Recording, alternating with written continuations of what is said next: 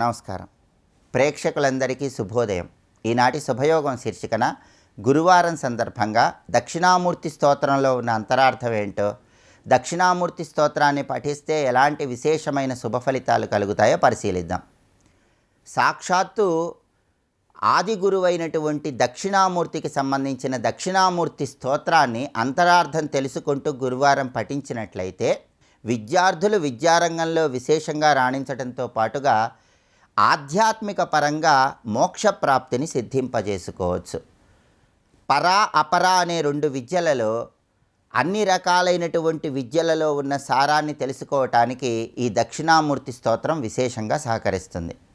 దక్షిణామూర్తి స్తోత్రంలో దక్షిణామూర్తిని ఎలా ప్రార్థిస్తున్నామంటే, విశ్వం దర్పణ దృశ్యమాన నగరీ తుల్యం నిజాంతర్గతం పశ్యన్ ఆత్మని మాయాయా బహిరివోద్భూతం యథా నిద్రయా యస్సాక్షాత్ కురుతే ప్రబోధ సమయే స్వాత్మానమేవాద్వయం తస్మై శ్రీ గురుమూర్తయే నమైదం శ్రీ దక్షిణామూర్తి మీడే అంటూ మొట్టమొదటగా దక్షిణామూర్తి స్తోత్రంలో దక్షిణామూర్తిని మనం ప్రార్థిస్తున్నాం. ఈ స్తోత్రంలో ఈ శ్లోకంలో ఉన్నటువంటి విశ్లేషణను మనం పరిశీలించినట్లయితే, విశ్వం దర్పణ దృశ్యమాన నగరీ తుల్యం అన్నారు. అంటే ఈ సకల చరాచర సృష్టి మొత్తం కూడా దర్పణం అంటే అద్దంలో కనిపించేటటువంటి ఒక పట్టణం లాంటిదని చెప్పి మొట్టమొదట మనకి ఈ శ్లోకంలో విశ్లేషణ చెప్పడం జరిగింది. అంటే మనం ఒక అద్దంలో ఎంత గొప్ప ప్రతిబింబాన్ని చూసినప్పటికీ ఆ ప్రతిబింబం కేవలం మిథ్య మాత్రమే. అలాగే ఈ సకల చరాచర సృష్టి మొత్తం కూడా ఒక అద్దంలో చూసేటటువంటి ప్రతిబింబం లాంటిదే అని ఇక్కడ విశ్లేషణ అర్థం చేసుకోవాలి. అలాగే పశ్యన్ ఆత్మని మాయాయా బహిరివోద్భూతం యథా నిద్రయ అంటే అర్థం ఏంటంటే, మనం నిద్రించేటప్పుడు ఒక కల వస్తే ఆ కలలో మనం చూసేటటువంటి వస్తువులన్నీ కూడా నిజమని మనం భ్రమిస్తాం. ఆ కలలో జరిగేటటువంటి విషయాలన్నీ కూడా నిజమని మనం భ్రమిస్తాం. కానీ ఎప్పుడైతే మనం నిద్ర లేస్తామో కల చెదిరిపోతుందో అదంతా అసత్యమని తేలిపోతుంది. అయితే ఈ ప్రపంచం కూడా కల లాంటిదే అని ఈ శ్లోకంలో మనకు తెలియజేస్తున్నారు. అయితే కల నుంచి మేల్కొని కలలో వస్తువులు కానీ విషయాలు కానీ అవాస్తవాలని తెలుసుకోవటం చాలా సులభం. కానీ ఈ ప్రపంచం అనేటటువంటిది అశాశ్వతమని, ఇది కూడా ఒక కళ లాంటిదేనని తెలుసుకోవాలంటే మాత్రం సాధన ద్వారా మాత్రమే సాధ్యపడుతుంది. అందుకే పశ్యన్ ఆత్మని మాయాయా బహిరివోద్భూతం యథా నిద్రయా, ఎవరైతే ఈ ప్రపంచాన్ని కేవలం కలలాగా భావించి ఆత్మ సాక్షాత్కారాన్ని అర్థం చేసుకుంటారో అలాంటి దక్షిణామూర్తికి నమస్కారం అని అర్థం. అందుకే యథా నిద్రయా యస్ సాక్షాత్ కురుతే ప్రబోధ సమయే స్వాత్మానమేవాద్వయం. ఇక్కడ అద్వయం అన్నారు అంటే ద్వయము కానిది, రెండు కానిది, అంటే ఏకం, ఉన్నదంతా ఒక్కటే అనే సత్యాన్ని ఎవరైతే తెలుసుకుంటారో జ్ఞానం ద్వారా, గురువుల ఉపదేశం ద్వారా, ప్రపంచంలో రెండు లేవు కేవలం ఒకటి మాత్రమే ఉంది, అది ఆత్మస్వరూపమే అన్న సత్యాన్ని ఎవరైతే తెలుసుకుంటారో, ఆ సత్యాన్ని ఎవరైతే మనకు తెలియజెప్తారో, మనం గుర్తించేలాగా చేస్తారో అలాంటి తస్మై శ్రీ గురుమూర్తయే నమైదం శ్రీ దక్షిణామూర్తి మీడే, అటువంటి దక్షిణామూర్తి స్వరూపానికి నమస్కారం అని చెప్పటమే ఈ శ్లోకంలో ఉన్న అంతరార్థం. అంటే జీవుడు దేవుడుగా మారాలంటే మనోబుద్ధులు సంస్కరింపజేసుకోవాలి. ఇంద్రియాలు నేను కాదు, మనస్సు నేను కాదు, బుద్ధి నేను కాదు, నాలో వచ్చే ఆలోచనలు కూడా నేను కాను, హృదయ కుహర మధ్యస్థలే కేవల బ్రహ్మ మాత్రం అహమహమితి సాక్షాత్ ఆత్మరూపేణ భాసిత అన్నట్లుగా నేను ఆత్మస్వరూపానన్న సత్యం జీవుడు తెలుసుకోవాలంటే మనోబుద్ధులు సంస్కరింపజేసుకోవాలి, అంతఃకరణ శుద్ధి రావాలి. అవన్నీ రావటం ద్వారా ఆత్మజ్ఞానాన్ని కలిగింపజేసే దక్షిణామూర్తికి నమస్కారము అని చెప్పటమే ఈ శ్లోకంలో ఉన్న అంతరార్థం. అందుకే ఉపనిషత్తులో చెప్పినట్టు చక్షుషః చక్షు శ్రోత్రస్య శ్రోత్రం యన్మనసో మనోయత్ తదేవ బ్రహ్మత్వం విద్ధి అన్నట్టు, కన్ను చూస్తున్నా, చెవులు వింటున్నా, నోరు మాట్లాడుతున్నా, ఇవన్నీ చేస్తున్నా వీటి వెనుక ఉన్నటువంటి ఆత్మ చైతన్యం వల్లే ఇవి జరుగుతున్నాయన్న సత్యాన్ని తెలుసుకొని ప్రపంచం బయట లేదు, ప్రపంచం మనలోనే ఉంది, మనలో ఉన్న ప్రపంచాన్ని తొలగింపజేసుకోవాలంటే ఆత్మజ్ఞానం కలగాలన్న సత్యాన్ని తెలియజెప్పినటువంటి దక్షిణామూర్తి స్వరూపానికి నమస్కారం. అని చెప్పటమే ఈ శ్లోకంలో ఉన్న అంతరార్థం. కాబట్టి అంతరార్థం తెలుసుకుంటూ దక్షిణామూర్తి స్తోత్రాన్ని చదువుకున్నట్లయితే విద్యార్థులు విద్యాప్రాప్తిని పొందటంతో పాటుగా అలౌకికమైనటువంటి మోక్ష విద్యను కూడా అందిపుచ్చుకోవచ్చు. ఆత్మజ్ఞానాన్ని సిద్ధింపజేసుకోవటానికి కూడా దక్షిణామూర్తి స్తోత్ర విశ్లేషణ విశేషంగా సహకరిస్తుంది. రేపటి శుభయోగం శీర్షికన మార్కండేయ పురాణంలో బ్రహ్మదేవుడు అమ్మవారిని ఏ విధంగా ప్రార్థించాడో, బ్రహ్మకృత పరమేశ్వరి ధ్యానాన్ని ఏ విధంగా చేస్తే సకల శుభాలను సిద్ధింపజేసుకోవచ్చో పరిశీలిద్దాం. నమస్కారం.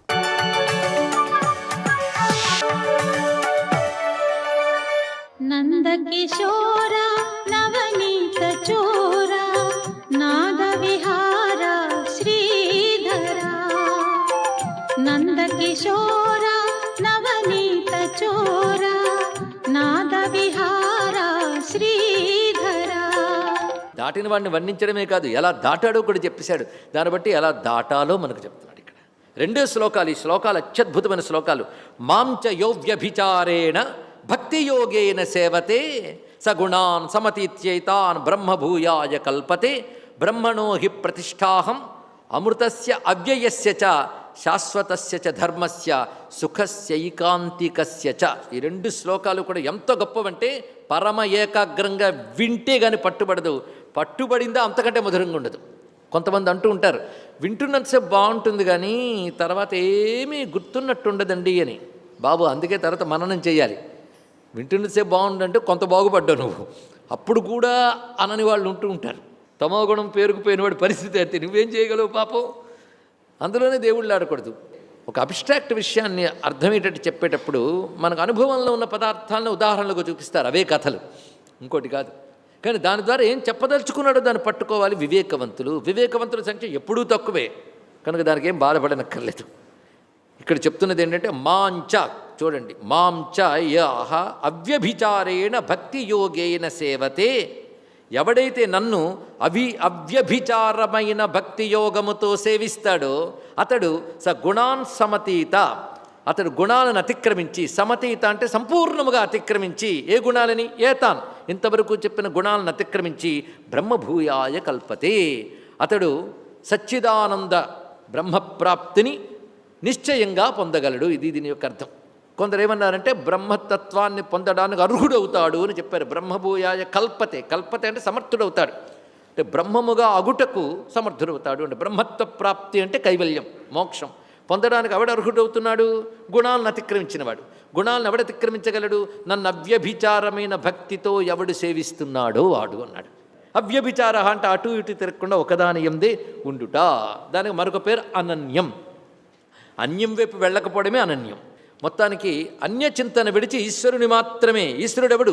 గుణాతీతుడు. ఇక్కడ చెప్తున్నది ఏంటంటే నువ్వు గుణాతీతుడు కావాలనుకుంటున్నావు కదా, గుణాతీతుడినే ఆశ్రయించండి. ఇక్కడ గుణాతీతుడు ఎవడు? పరమాత్మ. వాడిని ఆశ్రయించు, అయిపోయింది. ఇక్కడ ఎలా ఆశ్రయించాలి? అవ్యభిచారమైన భక్తితో ఆశ్రయించు. గుణాతీతుడు కావాలనుకుంటే గుణాతీతుడిని మాత్రమే ధ్యానించు. మళ్ళీ గుణాలని ప్రపంచాల వైపు వెళ్ళనివ్వకు.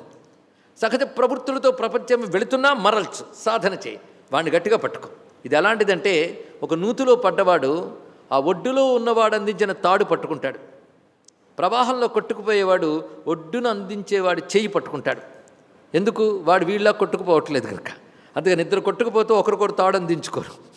ఒడ్డున్నవాడి తాడిస్తాడు, ఎందుకంటే ఒడ్డునున్నాడు వాడు, వీడు ఒడ్డుకి వెళ్ళాలనుకుంటున్నాడు కనుక. ఒడ్డుకు వెళ్ళాలనుకున్నవాడు ఒడ్డునున్నవాడు యొక్క ఖండసత్తువ కొద్దీ ఇచ్చిన తాడు పట్టుకోవాలి, చెయ్యి పట్టుకోవాలి తప్ప తనతో పాటు కొట్టుకుపోయేవాడు చెయ్యి పట్టుకుంటే ఇద్దరు కలిసి కొట్టుకుపోతారు. తెలుసుకోండి.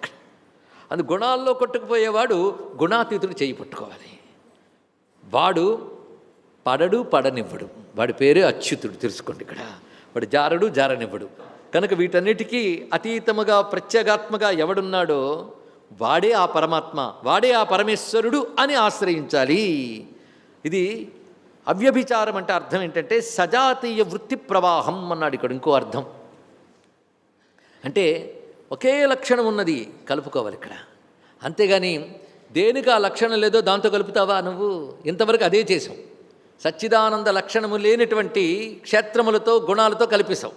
ఇప్పుడు సచ్చిదానంద లక్షణం ఉన్న వాటితో కలుపు ఇక్కడ. ఎందుకంటే అది నీ స్వస్వరూపం అదే గనక, ఆ స్వస్వరూపము ఆ పరమాత్మది గనక ఆ స్వస్వరూప అనుసంధానమే భక్తి అన్నాడు వివేక చూడామణిలో జగద్గురు ఆదిశంకర భగవత్పాల్ వారు. స్వస్వరూపానుసంధానం భక్తిరిత్యభిధీయతే. స్వస్వరూప అనుసంధానమే. అయ్యా నేను శివభక్తుడినే అది కాదా, కృష్ణ భక్తునే కాదా, అది స్వస్వరూపమే. ఎవడు స్వస్వరూపుడు, ఎవడు ప్రత్యేగాత్మయో వాడినే ఒకడు కృష్ణుడు అంటున్నాడు, ఒకడు శివుడు అంటున్నాడు. కానీ రెండు ప్రత్యేగాత్మ యొక్క లక్షణములే.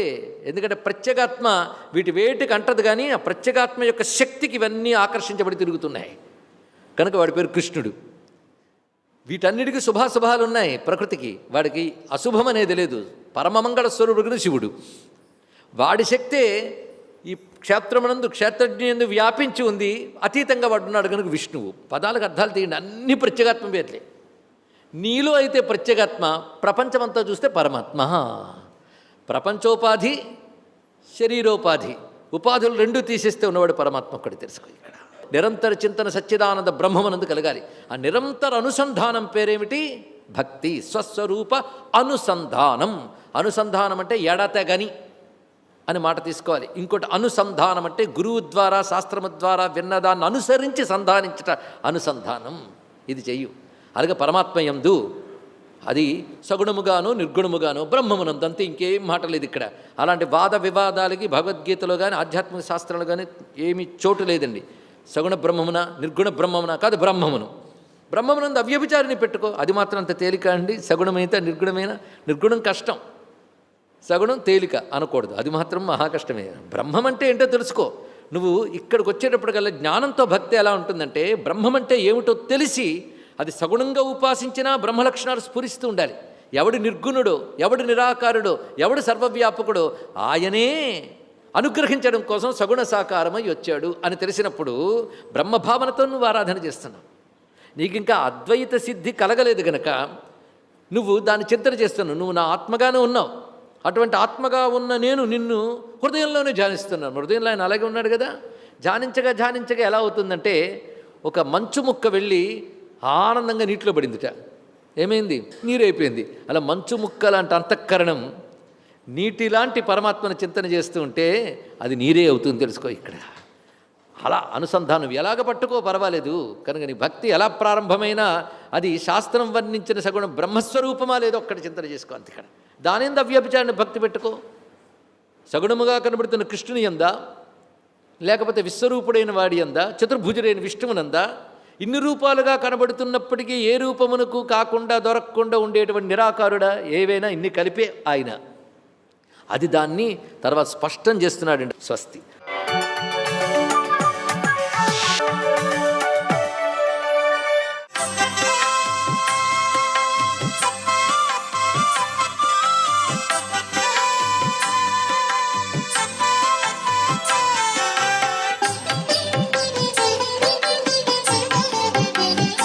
ఓం నమో నారాయణాయ.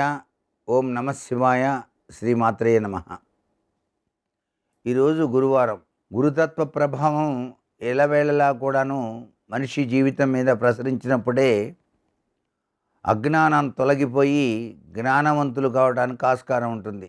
అందుకనే అత్రి అనసూయ పుత్రుడైనటువంటి దత్తాత్రేయుల వారిని ఈ గురువారం నాడు తప్పనిసరిగా అష్టోత్తర శతనామావళితో పూజ చేయాలి. ఔదంబర వృక్షాన్ని దర్శించి అక్కడ ఉన్నటువంటి దత్త పాదుకలకు నమస్కారం చేస్తూ 21 ప్రదక్షిణాలు నిర్వహించి శనగలు తాళింపు వేసినటువంటివి నైవేద్యంగా పెట్టి 10 మందికి గనక గురువారం నాడు గనక పంచినట్లయితే జాతకరీత్యా కూడాను గురుబలం అంటే తగ్గి గురుబలం కొద్దిగా పనులు కాకుండా నిరాశ నిస్పృహతో ఉండేటువంటి వాళ్ళకు కూడాను ఇది చాలా చక్కగా సహకరిస్తుంది.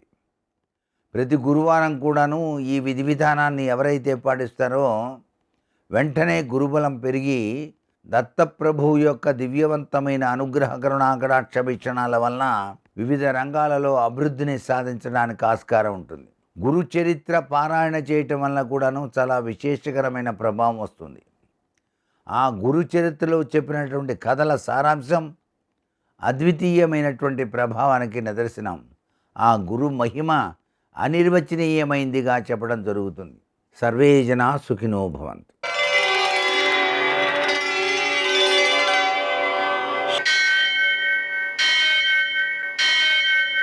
సహస్రశీరుషం దేవం విశ్వాక్షం విశ్వశంభువం విశ్వం నారాయణం దేవమక్షరం పరమం పదం విశ్వతః పరమాం నిత్యం విశ్వం నారాయణగుం హరిం విశ్వమేవేదం పురుషస్తద్విశ్వముపజీవతి పతిం విశ్వస్యాత్మేశ్వరం శాశ్వతం శివమచ్యుతం నారాయణం మహాజ్ఞేయం విశ్వాత్మానం పరాయణం.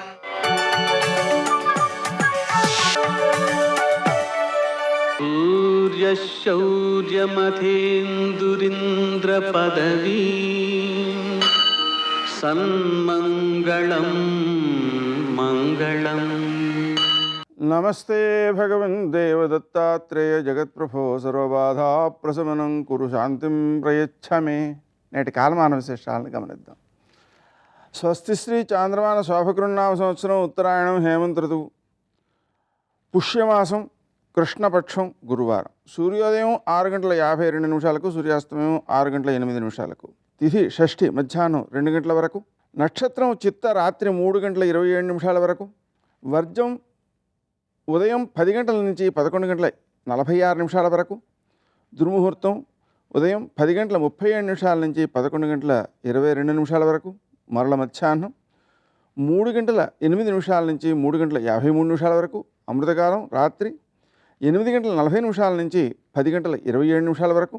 రాహుకాలం గురువారం కాబట్టి మధ్యాహ్నం 1:30 నుంచి 3 గంటల వరకు. అష్టకవర్గ రీత్యా శుభప్రదమైన సమయం మధ్యాహ్నం 1:20. నేటి విశేషం గురువారం ప్రదోషం.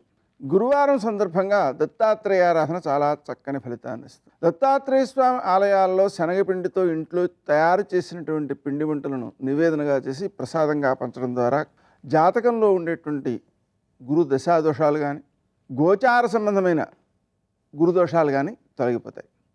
అలాగే ఈరోజు ప్రదోషం ఉంది కాబట్టి సూర్యాస్తమయం తర్వాత 1:12 సమయంలో మనం శనగలతో దక్షిణామూర్తికి పూజ చేసి వాటిని కనుక ఆవులకు పెట్టినట్లయితే అవి చక్కని ఫలితాన్ని ఇస్తాయి.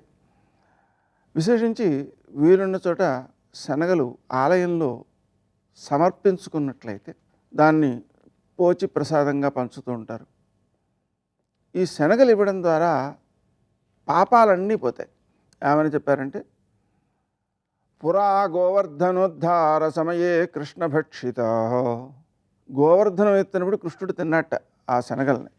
అందుకని చణకాహ సర్వపాపఘ్నాః అతశాంతిం ప్రయచ్ఛమే. శనగలు దానం చేసినట్లయితే అన్ని పాపాలు పోతాయి, తద్వారా శాంతిని ప్రసాదించు అని చెప్పారు. విశేషం ఏంటంటే గురుడికి సంబంధించినటువంటివి కాబట్టి శనగలు మనం శనగలు వాయినాలుగా ఇస్తుంటాం. దానివల్ల సంతానము అభివృద్ధిలోకి వస్తుంది, సత్పురుషులు అవుతారు. సమాజానికి మనం సజ్జనులను మంచి పౌరులుగా అందించగలుగుతాం. నేటి ఆణిముత్యాలు.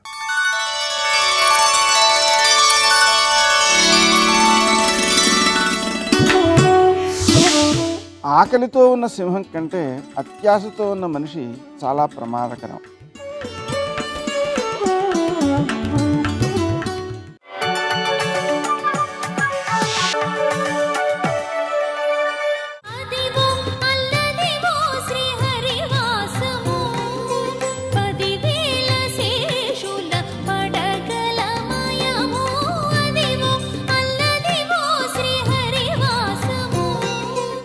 ఎప్పుడూ ఇతరులను బాధ పెడుతూ ఉంటాడు.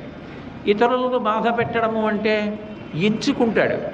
ఎలాంటి వాళ్ళని బాధ పెడితే సంతోషంగా ఉంటుంది అంటే భగవద్భక్తులను బాధ పెడితే ఆయనకి సంతోషంగా ఉంటుంది. ఎవరో భగవంతుడిని నమ్ముకుని బతుకుతున్నాడు, భగవంతుడు చెప్పినటువంటి మార్గంలో ప్రయాణం చేస్తున్నాడు. ఇప్పుడు ఆయన మీద హింసాప్రయోగం చేసి ఆయన బాధపడ్డాడు అనుకోండి, మంచి బాగా బాధపడ్డాడు రా అని సంతోషపడుతూ ఉంటాడు. పోనీ ఈయన భగవద్ వ్యతిరేక, ఈయన భగవంతుని అస్తిత్వాన్ని అంగీకరించడా, ఈయన భక్తితో ఉండడా అంటే ఆయన కూడా పూజ చేస్తాడు. అది విచిత్రం. రాక్షసత్వము అన్న మాటకు అర్థం ఏమిటంటే స్వభావమునందు భయంకరమైనటువంటి దోషం ఒకటి ఉండడం, ఆ దోషము తొలగకపోవడం. చేస్తాడు పూజ. భగవంతుడి లక్షణం ఏమిటి? ఎందుకు చేశాడు కాదు, చేశాడు కాబట్టి శక్తిని ఇస్తాడు. ఆ శక్తిని ఎలా వ్యయం చేస్తున్నావన్న దాన్ని బట్టి నీ అభ్యున్నతి ఉంటుంది. ఆ శక్తి విశేషంగా లోకాన్ని పాడు చేయడానికి ఉపయోగిస్తున్నాడు అనుకోండి, అదే ధర్మాన్ని పాడు చేయడం. అప్పుడు ఆయనే అవతారంగా వచ్చి మళ్ళీ వాడిని విడిపించేస్తాడు. అందుకే భగవంతుని యొక్క సంహార ప్రక్రియ కారుణ్యముతో కూడుకున్నది అంటారు. ఆయన అలా విడిపించలేదనుకోండి జీవుణ్ణి, వాడు ఏం చేస్తాడు? అందులో ఉండి ఇంకా ఇంకా పాపాలు చేసుకుంటాడు. విడిపించేస్తాడు. ఇంక వద్దులేను, ఇందులో ఉండి నీ స్వభావం మారదు, నువ్వు ఇలాగే చేస్తావు కాబట్టి విడిపించేస్తాను, దరిద్రం వదిలిపోతుంది, నీకు వదిలిపోతుంది, లోకానికి వదిలిపోతుంది. అందుకని ఆయన చంపడంలో కూడా కారుణ్యం ఉంటుంది. అందుకే ఈశ్వర చేష్టితమునందు క్రౌర్యమును వెతికి పట్టుకోవడము సాధ్యము కాదు. అందుకే ఈ తత్వాన్ని పట్టుకున్నాడు కాబట్టే గోపరాజు గారు దాశరథి కరుణాపయోనిధి అన్నాడు. నీ యొక్క కారుణ్యము సముద్రము వంటిది, దాని లోతు తెలుసుకోవడం సాధ్యం కాదు. ఒక ఉప్పు బొమ్మ సముద్రపు లోతు తెలుసుకుని పైకొచ్చి చెప్తానని లోపలికి ప్రయాణం మొదలు పెడితే అది బయటికి వచ్చి చెప్పదు. ఎందుకంటే అది ఆ ప్రయాణంలోనే సముద్రంలో కరిగిపోతుంది. అలాగే భగవంతుని యొక్క కారుణ్యమును తెలుసుకునే ప్రయత్నం చేస్తే భగవంతుని ఎందే కరిగిపోతాడు, లయమైపోతాడు. కాబట్టి భగవంతుడి అనుగ్రహం భగవద్భక్తుడికి ఉంటుంది. అది ఏ రకమైన ఆరాధన కానివ్వండి, ఆరాధన చేసిన వాడికి ఆయన అనుగ్రహాన్ని ఇస్తూ ఉంటాడు. అది దుర్వినియోగం అయినప్పుడు మాత్రం దుర్వినియోగం చేసిన వాడిని సంహరిస్తాడు. అందుకే ఈ వృషాసురుడు ఏం చేసేవాడు అంటే నృసింహశాల గ్రామాన్ని పూజ చేసేవాడు. నరసింహస్వామి వారి ఆరాధనం పరమశక్తివంతం. ప్రదోష వేళలో ఒక్క పరమశివుడి ఆలయానికే వెళుతూ ఉంటారు. ఎందుకంటే దేవతలందరూ కూడా శివాలయానికే వస్తారు. ప్రదోషంలో శివాలయానికి వెళితే అందరి దేవతల దర్శనం చేసేసినట్లే. కానీ ప్రదోషంలో నరసింహస్వామి దర్శనం కూడా చేస్తారు. ఎందుకంటే ప్రదోషంలో దర్శనం అన్నది నరసింహస్వామికి అంత శక్తివంతమైనటువంటి స్వరూపం. మహానుభావుడు, పిలిస్తే పలికేటటువంటి దైవం. ఎక్కువగా గుహల్లో ఉంటూ ఉంటాడు ఆయన. ఇన్ని రకాలైనటువంటి మూర్తులున్నాయి అహోబల క్షేత్రంలో. అటువంటి నరసింహస్వామి యొక్క సాలగ్రామాన్ని ఉపాసన చేయడం అంటే అంత తేలిక విషయం కాదు. ఎందుకనంటే పూజ వేరు, జ్ఞానము వేరు. జ్ఞానాన్ని కర్మని ఒకదాంతో ఒకటి కలగాపులగం చేయకూడదు, రెండింటినీ కలపడానికి వీల్లేదు. జ్ఞానం కోసం పరిశీలనం చేయడం, ఆత్మవిచారం చేయడం వేరు. కర్మ దగ్గరికి వచ్చేటప్పటికి పూజ చేయడం వేరు. పూజ అనేటటువంటిది శాస్త్ర విహితముగా చెయ్యాలి తప్ప జ్ఞానులను అనుకరించి పూజ చేసే ప్రయత్నం చెయ్యకూడదు. నరసింహ సాలగ్రామం కానీ పూజా మందిరంలో ఉందనుకోండి, దాన్ని మిగిలిన సాలగ్రామాలతో కలిపి పూజ చేయడానికి వీల్లేదు. దానికి వేరే పూజ చేయాలి, దానికి మళ్ళీ వేరే నైవేద్యం పెట్టాలి. అసలు మామూలుగా నరసింహ సాలగ్రామాన్ని పూజ చేయడమే అంత జాగ్రత్తగా చెయ్యవలసిన విషయం. వృషాసురుడు అధోముఖ నరసింహశాల గ్రామాన్ని ఆరాధన చేశాడు. అది అధోముఖంగా ఉంటుంది, ముఖం కిందకు ఉండేటటువంటి సాలగ్రామం. అంటే మరింత శక్తివంతం. అంత శక్తివంతమైన సాలగ్రామాన్ని 3 పూటల ఆరాధన చేశాడు. చేసినప్పుడు కూడా ఏం చేసేవాడంటే తుంబురు తీర్థంలో స్నానం చేసేవాడు. వెంకటాచలంలో పరమశక్తివంతమైనటువంటి తీర్థములలో తుంబురు తీర్థం ఒకటిగా చెప్తారు. అటువంటి తుంబురు తీర్థంలో 3 పూట్ల స్నానం చేస్తాడు. అంటే ఆయనకి శాస్త్రం తెలియదని, భగవద్భక్తి గురించి తెలియదని, ఆరాధనా క్రమం తెలియదని మీరు అనుకోగలరా? సాధ్యం కాదు అనుకోవడం.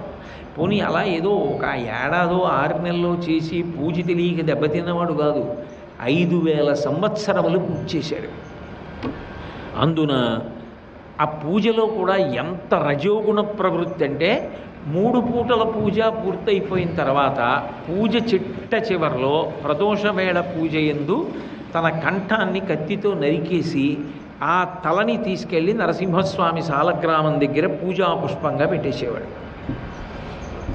ఆయన యొక్క భక్తికి మళ్ళీ ఆ తల అంటుకునేది. సర్వం శ్రీ ఉమామహేశ్వర పరబ్రహ్మార్పణమస్తు. స్వస్తి.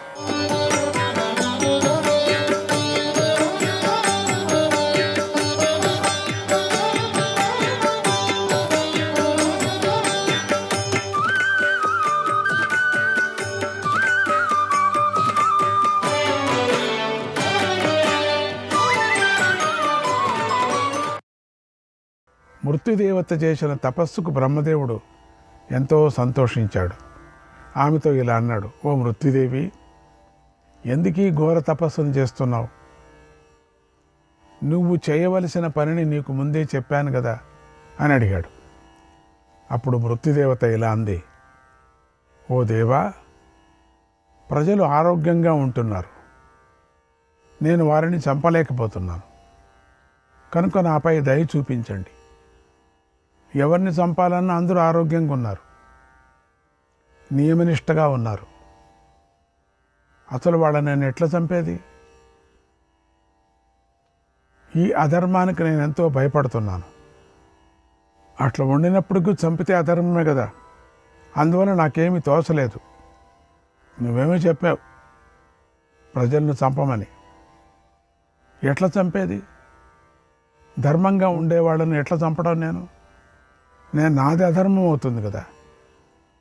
అందుకని ఇన్ని వేల సంవత్సరాలు చూశాను, ఎవరికి అనారోగ్యం కానీ అధర్మం కానీ ఎవరు చేయటం లేదు, అనారోగ్యంగా ఎవరు పడటం లేదు, అందరూ ఆరోగ్యంగా ఉన్నారు.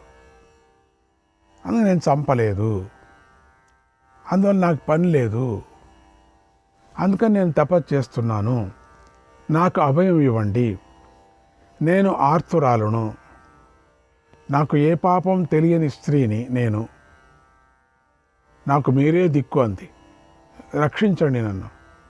ఇన్ని వేల సంవత్సరాలు ఈ మనుషులు ఎవరు కూడా ఒక్కటి అధర్మం చేయటం లేదు, అసత్యం ఆడటం లేదు వీళ్ళు. అప్పుడు బ్రహ్మదేవుడికి భూత భవిష్యత్ వర్తమానాలు బాగా తెలుసు. ఆయన మృత్యువుతో ఇలా అన్నాడు, ఓ మృత్యుదేవి, నేను చెప్పిన పని చేయను, బాధపడకు, విచారించుకు. ప్రజలను సంహరించడం వల్ల నీకు అధర్మ దోషం రాదు, నా మాట ఎప్పుడూ అసత్యం కాదు. తస్మాత్ సంహర కళ్యాణి ప్రజాక సర్వాశ్చతుర్విధాక ధర్మక సనాతనశ్చత్వాం ధర్మక సనాతనశ్చత్వాం సర్వతా పావయిష్యతి సర్వతా పావయిష్యతి. అందువల్ల ఓ కళ్యాణి, చెమట వల్ల పుట్టేవి, గ్రుడ్డు నుంచి పుట్టేవి, నేలను చీల్చుకొని పుట్టేవి, మావి నుంచి పుట్టేవి అయిన ప్రాణులను సంహరించు. నిన్నెప్పుడూ ధర్మం పవిత్రం చేస్తూ ఉంటుంది. నీ సంహార కార్యంలో యముడు, వ్యాధులు నీకు సహాయం చేస్తాయి. నేను దేవతల నీకు ఈ వరాన్ని ఇస్తున్నాను, అందువల్ల నీకు పాపరహితవై ఉంటావు, నువ్వు, నీకు పాపం రాదు, నిర్మల రూపంతో ప్రసిద్ధురాలవుతావు అన్నాడు. అప్పుడు మృత్యువు బ్రహ్మదేవుడికి నమస్కరించి ఇలా అంది, ఓ దేవా, మీ ఆజ్ఞను మీ మాటను నేను తప్పకుండా పాటిస్తాను. అయితే నా ఈ ఒక్క మాటను వినండి. లోభము, క్రోధము, అసూయ, ఈర్ష్య, ద్రోహము, మోహం, మళ్ళీ లజ్జాహీనత, ఒకరినొకరు పరుషంగా నిందించుకోవటం, ఈ భిన్న భిన్న దోషాలు దేహదారులను ఛేదించుగాక, వధించుగాక అని అంది. ఇవన్నీ ఉండే వాళ్ళకి, దేహదారులకి, వీళ్ళకి పడతాయి. వాళ్ళకి ఎట్లా వస్తాయి? దేహదారులను ఛేదించుగాక అంటే వాళ్ళకు వాళ్ళే వధించుకొని, అంటే ఆ గుణాలు ఉండేవి అవే వధించని, అందుచేత ఈ దోషాలను కలిగి ఉండకూడదు అని చెప్తున్నారు ఇక్కడ. ఆ దోషాలు వచ్చిందంటే మరణానికి దగ్గరవుతారు. ఈ మాట విని బ్రహ్మదేవుడు ఇలా అన్నాడు, ఓ మృత్యుదేవి, నీ కోరిక తీరుతుంది, నువ్వు కోరినట్లుగానే జరుగుతుంది, శుభం. ఇక ప్రాణులను సంహరించు, నీకు అధర్మ దోషం అంటదు, నేను కూడా నీకు అశుభం కలగాలని కోరుకోను. నా చేతులలో పట్టిన నీ కన్నీటి బిందువులు ఈ ప్రాణులను వ్యాధుల రూపంలో సంక్రమిస్తాయి, శరీరాల నుండి కలిగిన వ్యాధులు అవుతాయి. ఆయస్సు తీరిన వారిని చంపుతాయి. అందువల్ల నీకు అధర్మం కలగదు కనుక భయపడకు, సందేహించకు. నువ్వు ఎలాంటి పాపం అంటుకోదు. నువ్వు ప్రాణుల ధర్మానివి అవుతావు, ధర్మానికి అధికారివి అవుతావు. నువ్వు ధర్మాన్ని ఆచరిస్తూ ఉంటావు, ధర్మానుకూలంగా జీవిస్తూ ఉంటావు. దరిద్రవై సమస్త జీవుల ప్రాణాలను నియంత్రించు. కామక్రోధాలను వదిలిపెట్టి లోకంలోని జీవులను సంహరించు. దీనివల్ల నీకు అనంతమైన ధర్మం లభిస్తుంది. దురాచారులైన వారిని అధర్మమే చంపేస్తుంది.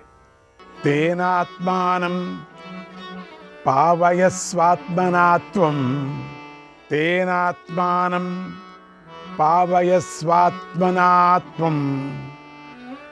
పాపేత్మానం మజ్జయిష్యంత్య సత్యాత్, పాపేత్మానం మజ్జయిష్యంత్య సత్యాత్. తస్మాత్ కామం రోషమప్యాగతం త్వం, తస్మాత్ కామం రోషమప్యాగతం త్వం, సంత్యజ్యాంతః సంవరస్వేతి జీవాన్, సంత్యజ్యాంత్యః సంవరస్వేతి జీవాన్. ధర్మాచరణంతో నీవు పవిత్రులని నువ్వు చేసుకుంటూ ఉండు, నీకు నీవే. అసత్యాన్ని ఆచరించడం వల్ల ప్రాణులు తమను తాము పాపమనే బురదలో ముంచేసుకుంటారు. ఎక్కడెక్కడ అసత్యమో, ఎక్కడెక్కడ అధర్మమో, ఎక్కడెక్కడ ఈర్ష్య, కామము, క్రోధము, లోభము ఎక్కడెక్కడ పుడుతుందో అవే మృత్యురూపంగా తిరుగుతూ వాళ్ళలో కాల్చేస్తూ ఉంటుంది. నీకేం పని లేదు. నీకు కేవలం మృత్యు రోజు మాత్రం నువ్వు వెళితే చాలు, అంతే. అవంతకదే అయిపోతుంది. ఎంతవరకు ధర్మంగా ఉంటారో, ఎంతవరకు ఈర్ష్య లేకుండా బతుకుతారో వాళ్ళు ఆరోగ్యంగా బతికిన రోజులు మంచి పనే చేసుకుంటూ ఉంటారు. ఎవరు అధర్మాన్ని ఆశ్రయిస్తారు, ఎవరు ఎప్పుడు అసత్యం అంటే అబద్ధాలు పలుకుతారో, పరుషంగా ఉంటారో, మాట్లాడుతూ ఉంటారు అంటే ఇంకొకరికి నొప్పి చేస్తూ, ఒక్కొక్క రోజు ఆయస్సు తగ్గుతూ పోతుంది. మొట్టమొదట్లో ఒక్కొక్క నిమిషము, తర్వాత ఒక్కొక్క గంట, తర్వాత ఒక్కొక్క రోజు, ఇట్లా పోతూ ఉంటారు. చూసారా బ్రహ్మదేవుడి యొక్క సంకల్పం ఎట్లా ఉందో. ఆయస్సు తగ్గటానికి కారణం ఏమంటే మనుషుల్లో ఉండేటువంటి ఈర్ష్య, అసూయ, పొగర్తనం, అబద్ధం, మోసతనము, వావి వరుసలు లేకోకుండా ఉండటం, అక్రమాలు, అధర్మాలు, ఇవి గంటల తరబడి, రోజుల తరబడి ఆయస్సు తగ్గిపోతూ ఉంటుంది. లేకపోతే మనిషికి 180 నుంచి 150కి వచ్చారు. అంటే మొదట 1000 ఉండింది, అది వేరే. తర్వాత 124 చాలా నిలిచిపోయింది, అట్లే నిలిచిపోయింది ఎన్నో రోజులు. తర్వాత 100 సంవత్సరాలకు వచ్చారు. తర్వాత 80, 85 అంతే. తర్వాత 70కి వచ్చారు. తర్వాత ఇక తగ్గిపోతూ వస్తుందన్నమాట. కాబట్టి నువ్వు నీ మనస్సులో కలిగే కామదోషాలను విడిచిపెట్టు, జీవులను సంహరించు అన్నాడు బ్రహ్మదేవుడు. కనుక ఓ అకంపన మహారాజా, మృత్యు అనే పేరు గల ఆమె ఇలా బ్రహ్మదేవుడు ఉపదేశాన్ని గ్రహించింది, ఆయన ఆజ్ఞను పాటించింది. ప్రాణులను చంపటానికి ఆమె మనస్సు ఒప్పుకోలేదు. ఒక జీవిని చంపాలంటే మనస్సు ఎంతో పీకేస్తుంది కదా. అందుచేత ఇంకా మొండిగా ఉంటే ఆయన శపిస్తాడేమో అని భయపడి అంగీకరించింది. ఆమె కామక్రోధాల యందు ఆసక్తిని విడిచిపెట్టింది. ఆయస్సు తీరిన చివరి సమయంలో ప్రాణుల ప్రాణాలను హరించసాగింది. చివరి రోజు వచ్చి తీసుకుపోతుంది. ఇదే ప్రాణులకు మృత్యువు. ఈ మృత్యువు నుండి వ్యాధులు కూడా జన్మించాయి. రోగానికి పేరు వ్యాధి. దానివల్ల ప్రాణి అస్వస్థుడవుతాడు. ఆయస్సు తీరిన తర్వాత అన్ని ప్రాణులకు ఇలాగే మృత్యువు కలుగుతుంది. కనుక దుఃఖాన్ని విడిచిపెట్టి ఒక్కొక్కరికి ఒక్కొక్క మరణంలో వాళ్ళు రాసి పెట్టింటుంది. సర్వే దేవాగ ప్రాణిభిః ప్రాయణాంతే గత్వా వృత్తాగ సన్నివృత్తాస్తథైవ ఏవం సర్వే ప్రాణినస్తత్ర గత్వా వృత్తాదేవ మర్త్యవద్ రాజసింహ వృత్తాదేవ మర్త్యవద్ రాజసింహ. ఓ రాజశ్రేష్ఠ, ఆయస్సు తీరిన తర్వాత సర్వేంద్రియాలు ప్రాణులతో పాటు పరలోకానికి వెళతాయి. మళ్ళీ వారితో పాటు ఈ లోకానికి తిరిగి వస్తుంటాయి. పంచప్రాణాలు అంటామే అవి. ఈ పంచప్రాణాలతో పాటు వెళ్ళిపోతుంటాయి. ఇలా సమస్త ప్రాణులు దేవలోకానికి వెళ్ళి అక్కడ దేవరూపంతో ఉంటాయి. ఆ కర్మదేవతలు మానవుల్లాగానే ఆ దేవలోక భోగాలను అనుభవిస్తారు. పూర్తయిన తర్వాత మళ్ళీ వారు ఈ లోకానికి తిరిగి వస్తారు, పుణ్యం చేసుకున్న వాళ్ళు. భయంకరమైనటువంటి ప్రాణవాయువు ప్రాణుల దేహాలను ఛేదిస్తుంది. ఆ ప్రాణవాయువే అంతటా సంచరిస్తూ ఉంటుంది. సమస్త జగత్తును ఆవరించింది ప్రాణదేవుడు. అన్ని చోట్ల ఉన్నాడు ప్రాణదేవుడు. ఆవరించినటువంటి ప్రాణదేవుడు ఆ విశాలమైనటువంటి ప్రాణవాయువులో కలిసిపోతుంది ఈ ప్రాణం. మళ్ళీ ఈ పంచప్రాణాలు ఆ కర్మానుసారంగా ఆ లోకాలకు వెళతాయి. అక్కడ మళ్ళీ ఇంకొక శరీరాన్ని తీసుకుంటాయి. శరీరం సూక్ష్మ శరీరం. ఎక్కువ పాపాలు చేస్తుంటే సూక్ష్మ శరీరం మళ్ళీ తీసుకొని ఈ శరీరానికి ఉండిన ఒక ఏ భావన కలిగి ఉందో మానవ లోకంలో అదే భావన కలిగినటువంటి ఒక శరీరం తయారైపోయి ఆ శిక్ష అంతా అనుభవిస్తుంది. అక్కడ ఎన్ని నెలలో తెలీదు, ఎన్ని ఏండ్లో తెలీదు. ఎక్కువ చేసి ఇంకా పాపం చేసిన వాళ్ళు కుంభీ నరకంలో పడుతూ ఉంటాడు. చీకటి బావిలో ఏమీ కనపడదు. అక్కడ బాధ మాత్రం కనపడుతూ ఉంటుంది. అంతేగాని ఎవరు బాధ పెడుతున్నారో, అక్కడ ఎవరు పొడుస్తున్నారో, ఎవరు అగ్ని పెడుతున్నారో ఏమీ తెలియదు అక్కడ. కానీ ఇంకొక శరీరం అయిందని చెప్పాను కదా, ఆ శరీరానికి ఆ బాధలన్నీ తెలుస్తూ ఉంటుంది. మొత్తుకుంటూ ఉంటారు. అక్కడ ఎవరు దూతలే కనపడరు, అందరూ మొత్తుకుంటుంటారు, ఎవరికెవరూ కనపడరు. అటువంటి కుంభీ నరకంలో పడతారని చెప్తారే అదే.